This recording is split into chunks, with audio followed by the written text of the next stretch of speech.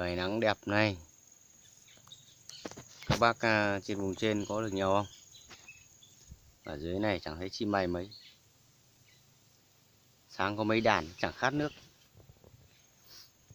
Nó cứ con lên con xuống, em chả theo làm video. Trời này nói chung là đến máng là được. Đây, chim nó bay từ đây vào. Đây có 3-4 cái xoàn. Năm nay phải đánh máng mới đây anh em. Đây. Đấy. Đây à, có cái con bìm bịp ở trên này. Đấy. Nhìn như tự nhiên. Em nó có xuống nào.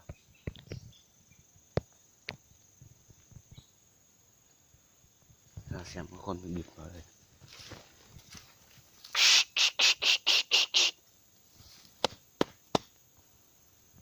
Đây, máng của em đây. Máng này nó dài 3 mét đấy, anh em nhé. Độ rộng hơn 1 mét. Đây là em quay này nó hơi xa, quay gần cho các bác xem. Đấy.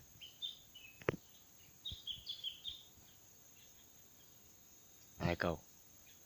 Con này nhảy kia là con cũ năm ngoái. Nó rụng hết lông cánh này. Giờ em phải mắc con mới này vào. Đấy. Bác nhìn cái máng em ác không? Chim bay lối này. Từ cái quả đồi bên kia nó vào đây, trượt vào đây. Còn trước thì em đánh ở trên này.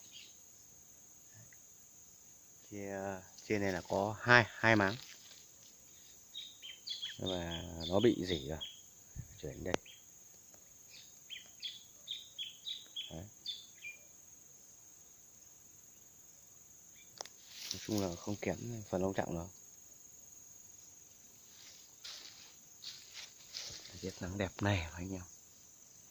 Không có chim mới lạ. Có là chỉ vì gắp này. Đây là cái bồ đề. Em phải chặt cái cành này đi nó mới nhìn thấy được. Đấy.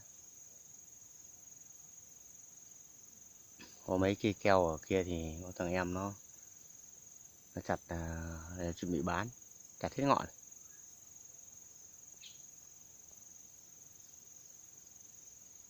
Đàn là 500-600 mày được ăn này nhầm. Toàn đàn có 2 con lẻ tẻ, giật trắng bõ nhặt lông.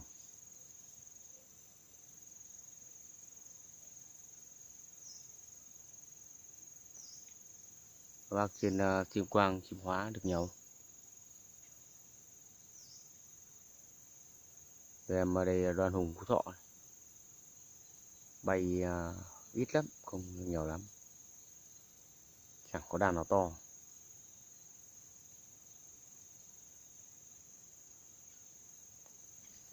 Đấy, cầu mới nhảy như điên. Các bác nhìn này không biết là cái máng em nó như thế nào. Từ bên cái giáp cái chân lưới kia keo vào tận trong kia.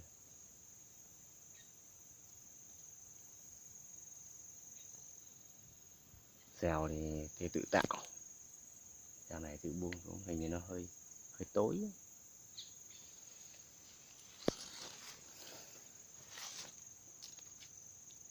Chim bay từ bên kia sang.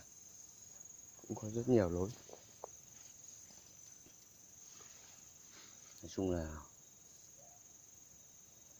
cũng chẳng được nhiều đâu anh em ạ. Bây giờ mới bay có hôm nay mới đánh có hôm thứ 3. Mưa 2 ngày không đánh được. Có mà nắng này. Chim về nhiều thì may được. Nó cũng đang ảnh hưởng mưa gió ở các nơi, đâm ra là nó không đúng tuyến. Không được nhiều.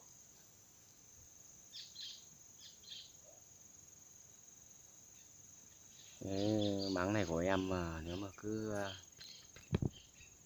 xuống hết kín cái máng này nó phải tầm 400. Làm gì chờ đợi đến tầm 400 thì có chim nó đông thế. Có chim tháng 3. Làm video cho các bác tham khảo. Đang nổi buồn quá.